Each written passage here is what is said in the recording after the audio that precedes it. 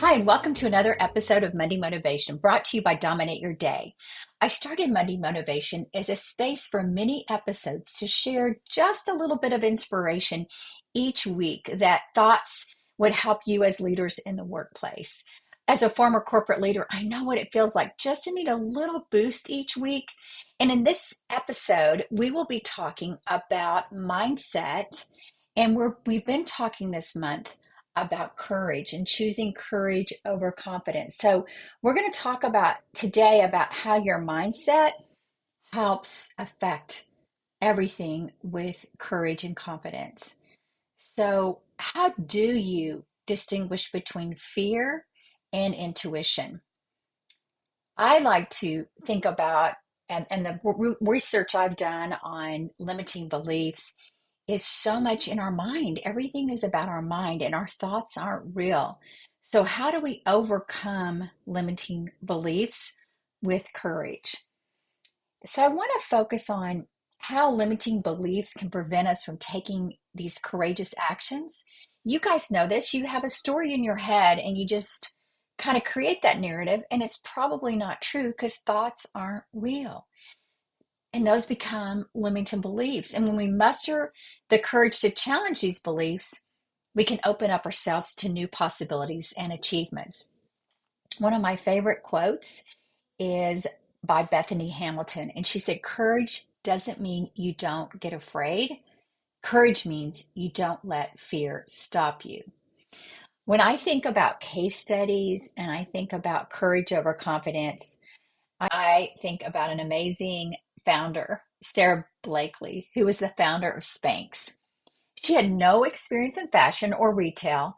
In fact, when she started her company, before that, she was selling fax machines. And I think the story goes that she was driving around in her car listening to people like Tony Robbins and listening to inspirational messages, and she listened to them so much as she was on the road selling that she convinced herself she could create her own business, and she came up with this idea for Spanx. And despite her lack of experience and the doubts of others, she had the courage to pursue her dreams.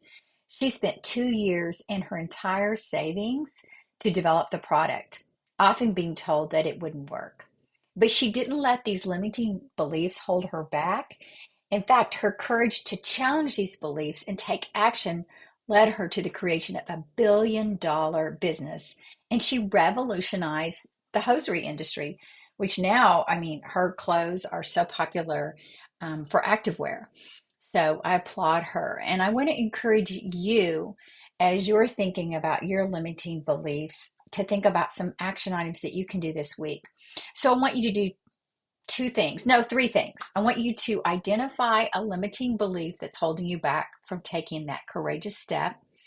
I want you to challenge this belief by taking one small action towards your goal. We know when we take action, even when we're afraid, we have growth. And then we want you to reflect on how overcoming this limiting belief has influenced your mind and given you courage.